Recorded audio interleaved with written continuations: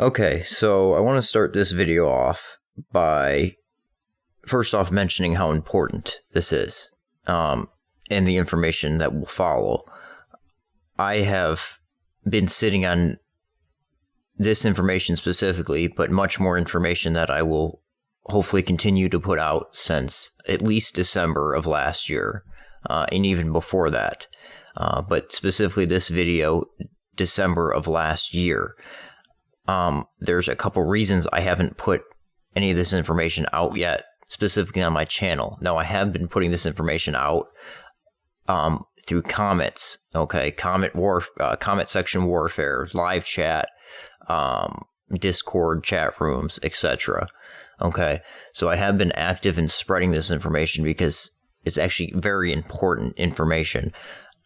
But I haven't been active in putting it on my channel. Now, there's a couple reasons for that. First off, I don't think the timing's right.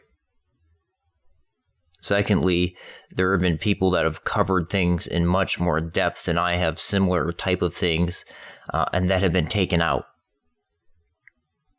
killed over this information. I'm not interested in being taken out. But I would feel extremely guilty if I didn't at least make a video on this, because this is the end game, the long-term, long-range plan for the Trump presidency and the movement.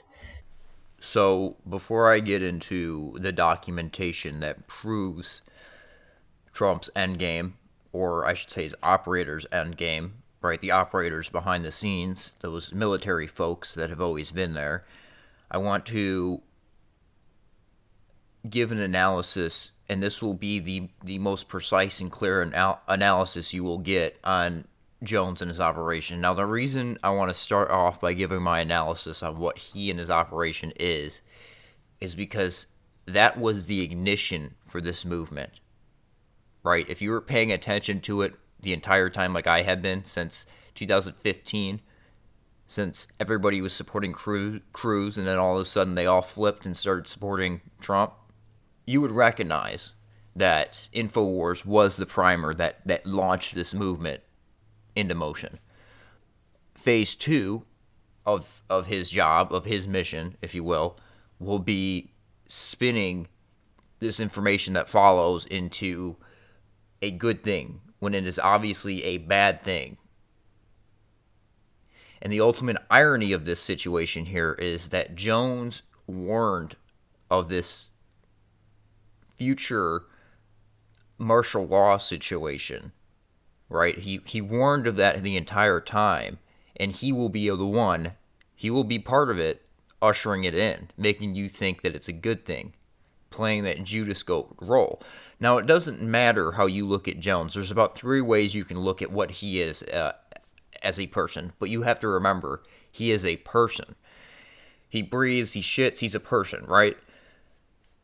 So you can look at him as completely deceiving everybody, just completely deceiving you, knowing he's doing it, or you can look at him as someone who's been completely duped, which is the common story with a military intelligence pawn. There's information withheld from them. The bigger picture is never explained to them.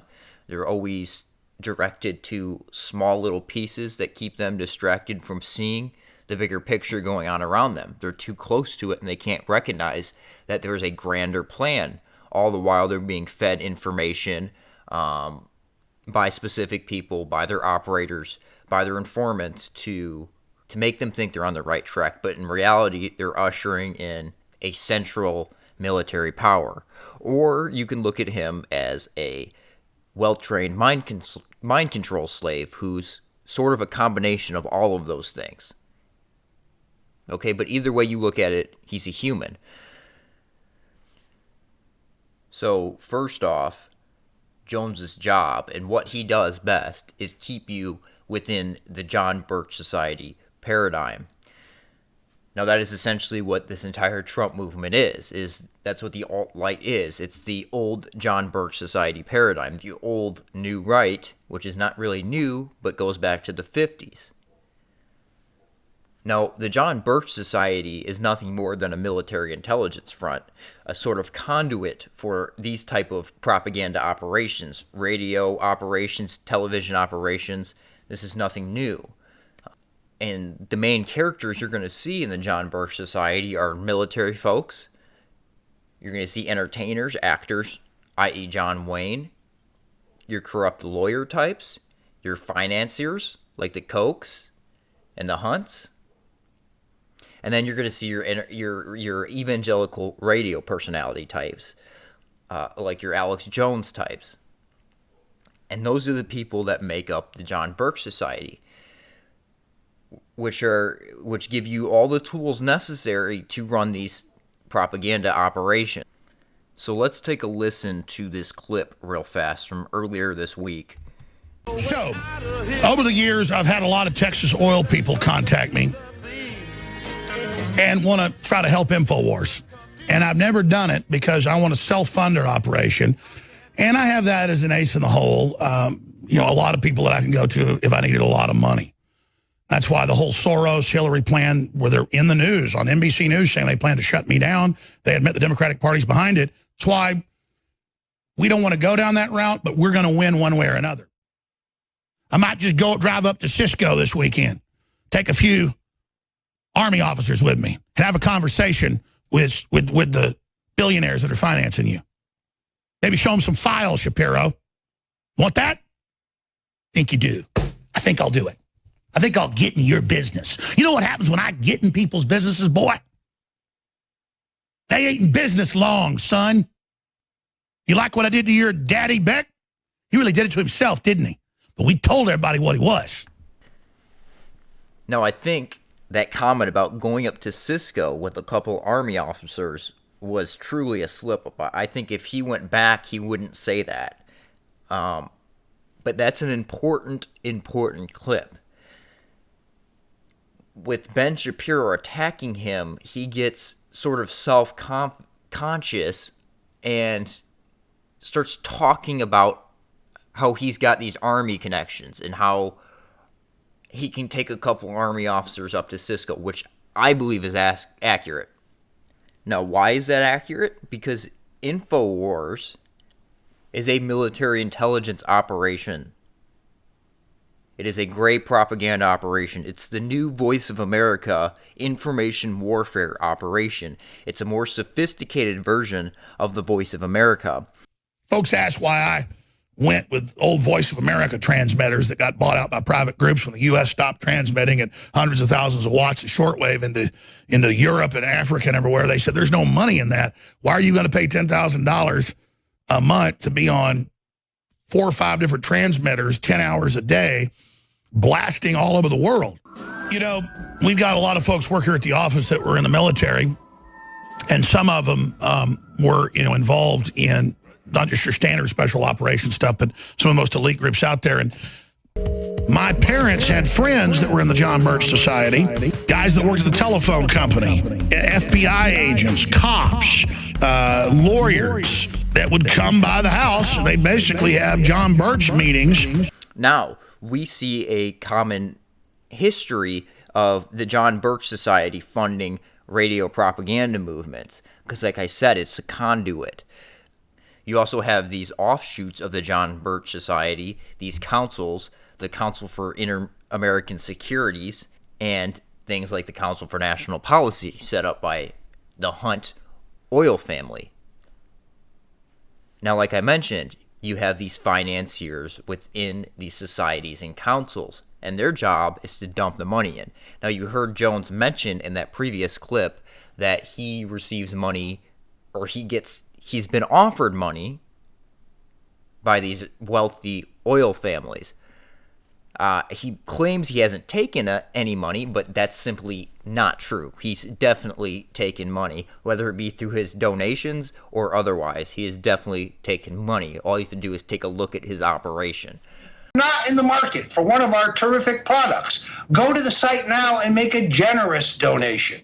$25, $50, $100, $250, even $500. Yes, some Infowars warriors have sent us $1,000 or more. Now, the NRA got flooded with a lot of money. That's good. When they tried to shut them down and everything, we need to be flooded with support. Now, he mentioned going up to Cisco, and the reason why he said Cisco was because he was talking about Ben Shapiro's financiers, who are the Wilkes family, which are another oil fracking tycoon, fairly new money, but they're the John Birch Society type people, okay? Now, the Hunt oil family, which I'm sure gets their money to Jones somehow, has a history of funding these radio shows going back to the 50s. In the 1950s, Texas oil man Hunt created fact forms and answers for America, which were shown on over 200 TV and radio stations. Facts featured Dan Smoot giving two opposing perspectives on contemporary issues. Answers was a panel program with 3 liberals and 3 conservatives. Hunt underwrote the shows for $1 million a year, his weekly salary. Now, that was back in the 50s. Think about that. The programs aired as free public service, and educational, not-for-profit fact forms was untaxed. Hunt presented a balanced political debate, but the liberal perspective typically came across as foolish. Right? We see that now. There are, believe it or not, there are some legitimate talking points on the left, but you will never see those break through the John Birch Society paradigm. It's simply not allowed. That's Jones's job. It's not allowed for you to understand about things like Bayrock and anything negative, anything outside of the John Birch Society, anything that shatters that paradigm is not allowed. Now, I'd like to get into all of that stuff in much more depth, and you certainly can because there's so many parallels, it's unbelievable. But I want to move on to the tactics that Jones uses to keep you within this John Birch Society paradigm. His main 2 tactics, information warfare, an army idea, an idea coming out of a lieutenant colonel in the army, and political warfare. Now, he's operating in peacetime political warfare. Gray propaganda. The major way political warfare is waged is through propaganda. The essence of these operations can either be covert or overt. Now, there's white propaganda where you know exactly where it's coming from, and there's gray propaganda where it's a semi-official application of a government voice, i.e. Radio Free Europe, Radio Liberty, Voice of America, etc. Those were Cold War-style gray propaganda operations waging political warfare, which is certainly what we see going on right now. The most basic channel is the spoken word. This can include live speeches or radio/television broadcasts. Overt or covert radio broadcasting can be an especially useful tool. The printed word is also very powerful, including pamphlets, leaflets, books, magazines, political cartoons, etc. Subversion, agents of influence, spies, journalists, and useful idiots can all be powerful tools in political warfare. We certainly see magazines, leaflets, booklets, political cartoons promoted, Ben Garrison, magazines coming out of the John Birch Society, etc. Now, I want to move on to these clips. Now we're moving on into these executive orders that Trump has signed, which document what the long-range plan of this presidency really is. So let me start by playing this clip from February 22nd, 2018, which I believe they chose that date specifically because it's George Washington's birthday, but it's also my birthday. And I think they really think that, Jerome Corsi, photoed here with Nelson Rockefeller. Now, I've talked about Nelson Rockefeller. He's one of these main guys, one of these main financiers in the CNP and JBS. Jerome Corsi is a Council for National Policy member. Now, I think these guys truly, people like these Jerome Corsi characters, I think they truly believe that they're waging a second American Revolution. But in reality, what they're doing is lining up for a central military control under martial law, at least for the time being, and ushering in a brave new world. And by the way, Elon Musk is your Ford. Well, I think that's one of the reasons I'm emphasizing and kind of trying to bring public the degree to which the military has been increasingly involved, not only in advising but protecting President Trump. The people kind of realize with this executive order that Donald Trump signed on December 21st, we are in a state of emergency. It's been declared. Now, it has not been made a big deal of. It was buried inside the executive order. You had to read it, where it came across and said, "For these reasons, I hereby declare we are in a state of national emergency." That gives the president exceptional powers. It enables the president to begin activating the military, to begin taking exceptional powers, even convening military tribunals, having martial law declared if necessary, quietly. And let's come back from breaking it into this, because it's such a big topic and it ties into COG and the plans to assassinate the president and all of it. This is not, people go, Alex, this is what you warned of. No, if the globalists might use this against us, we're now in a fight for the very country. We are in an emergency. This is what the president should be doing. We are in an emergency with these foreign globalists running rampant, engaged in crimes at every level. We have them. We are in an emergency. This is exactly what the president should be doing. Correct, Doctor? Absolutely, 100%. And ultimately, Donald Trump knows that the end game here is that the charges that are going to be brought ultimately against Hillary and Barack Obama involve sedition and treason. And these are, Donald Trump has no intent of letting go of this until those two are brought to justice. And he's confident and competent, because everything his dad taught him, everything he learned has now been echoed by the patriots and the government and the people, and he knows he's with us, lined up. As long as we stick with Trump, we're going over the top. We're going to crush the enemy. We'll be right back. Thank you, Alex Newman. More with Dr. Corsi straight ahead. Trump, and has been since he took the mission. Well, and I want to explore one other part of this, and that is that since Trump signed that executive order, there's military intelligence has superiority over all the other forms of intelligence. It is the preeminent form of intelligence. There's a Supreme Court decision, Reynolds v. U.S. in the 50s, that established military intelligence has ascendancy and superiority, ability to rule the game over all the alphabet intelligence agencies, CIA, and all the rest of them. Now, since Trump signed that executive order, military intelligence is a group of military intelligence that works 100% of the time with NSA.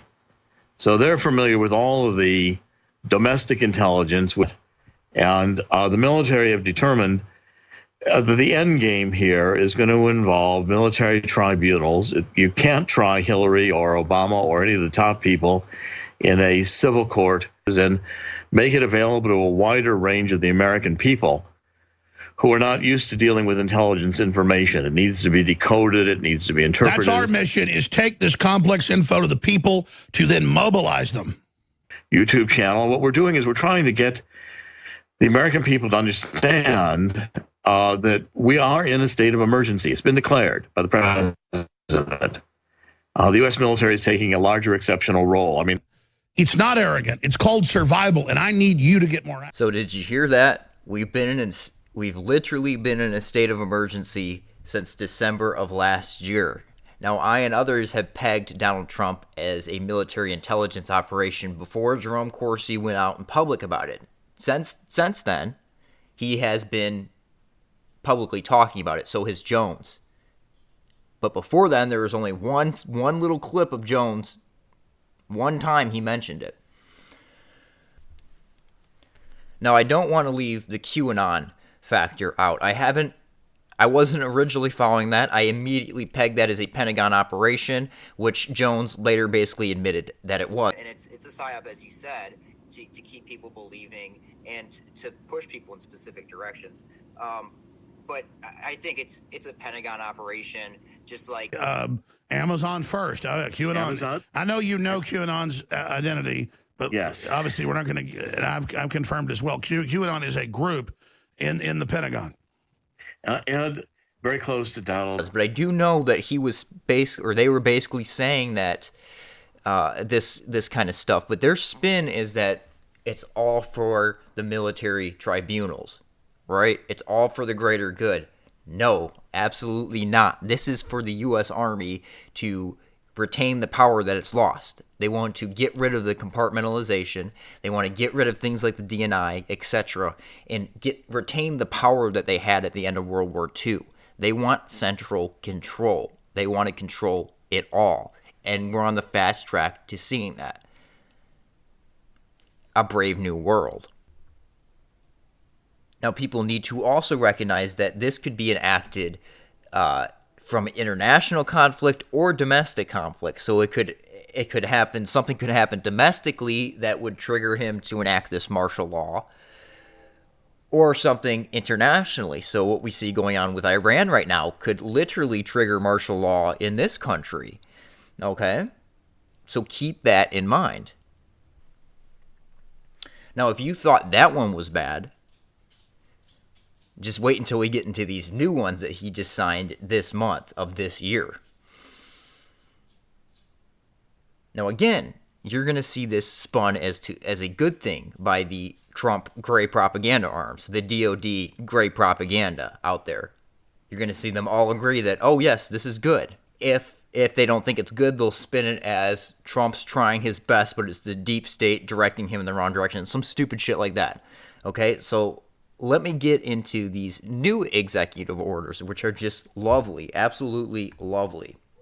So according to a report from the Federal Services for Military Technical Cooperation, the National Security Council is a principal forum used by the President of the United States for consideration of the national security and foreign policy matters, but for whose power is directly threatened this past week when it is revealed that the, quote, deep state has created its own National Security Council. These coup plotters have named National Security Action that is being led by Ben Rhodes, who was a former deputy national security advisor for President Obama. Okay, so here's the spin. It's the old WWE, DOD, DOJ, WWE match. Well, it's actually more like a UFC match if you really want to get technical with it, because both sides are filled with real fighters. But your Dana White at the top, right? Your high level Dana White, the owner, owns both sides and is really operating, and he wins either way, which is exactly what we see going on with this DOD DOJ fight and these future military tribunals, if you will, which is almost very reminiscent of the Army McCarthy era, and whose contempt for a free press has voiced by stating his disgust for the entire U.S. media establishment by stating, most of the outlets are reporting on world events from Washington. The average reporter we talk to is 27, and their only reporting experience consists of being around political campaigns. That's a sea of change. They literally know nothing. His brother, David Rhodes, being the president of CBS News, this report continues, Ben Rhodes is protected by the, quote, deep state media propaganda sycophants who are failing to tell the American people that these coup plotters are attempting to establish their own British-style shadow cabinet to usurp President Trump's power, in which it is warned Rhodes has herded the entire slew of top Obama national security officials. So due to this, quote, deep state plot, right, perfect excuse, perfect show, perfect theater act to usher in this brave new world, this central military control. Isn't it funny? They got all the conspiracy theory guys, all the anti-New World Order guys to usher it in. How great is that? So President Trump had at his disposal the use of a new U.S. law called the Military Justice Act of 2016, which authorized the most significant changes to the Uniform Code of the Military Justice since the Military Justice Act of '83, that President Obama never enacted into law, nor did President Trump, who missed his December 23rd, 2017 deadline for signing these new laws into enactment. Now remember, when Obama signed that and it was a big deal and Obama was going to usher in the martial law, no sir, Trump has always been the pawn for this agenda. So once the deep state began their creation of an actual quote-unquote shadow government by creating their own National Security Council, the report continues, President Trump on March 1st, 2018, signed a sweeping executive order fully enacting the Military Justice Act of 2016 and focuses entirely on massive changes to the Manual for Courts Martial United States. When the United States having been at war 93% out of the 93% of its existence, 224 out of the 242 years of its existence since its founding in 1776, this report notes that the masses of American people today, unlike their ancestors, have no idea that nearly every one of them fall under the criminal provisions for the Manual for Courts Martial United States. And that begins with their selective service laws allowing civilians to be taken from their homes and forced into uniform, whether willing or not, and that the U.S. Supreme Court has ruled makes these civilian subjects to court-martial from the time they are supposed to report for induction, even if they never arrive.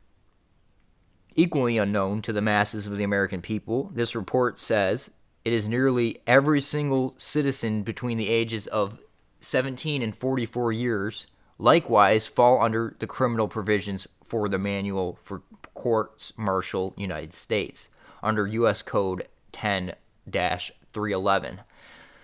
They all constitute both the organized and unorganized militia, thus making them all, in essence, members of the U.S. military, whether they know it or not. Okay? You're all going to fight this war. To making every American citizen, regardless of age, subject to the criminal provisions of the Manual for Courts Martial United States, it's critical to note is a power vested in only Donald Trump, who in time of war, as the commander-in-chief, has the sole authority to determine what constitutes as a threat and what should be done about it. With the Supreme Court having also ruled that war is defined by the aggression of U.S. military forces in foreign countries and not necessarily declared by the Congress, and whose standard is met by the U.S. military, having nearly 800 military bases in more than 70 countries around the world. As to how President Trump will wield his unlimited powers against these, quote, deep state coup plotters, the report continues. His just signed sweeping executive orders, with the main emphasis being on authorizing the use of civilian employees experienced in the prosecution or defense of complex criminal cases to provide assistance to and consult with less experienced judge advocates throughout the entire Manual for Court-Martial United States process, thereby allowing U.S. military services to outsource a core competency of judge advocate communities, and whose only explanation for being needed would be the sudden and rapid rise in dissident American citizens entering into the court-martial process in the thousands, if not tens of thousands.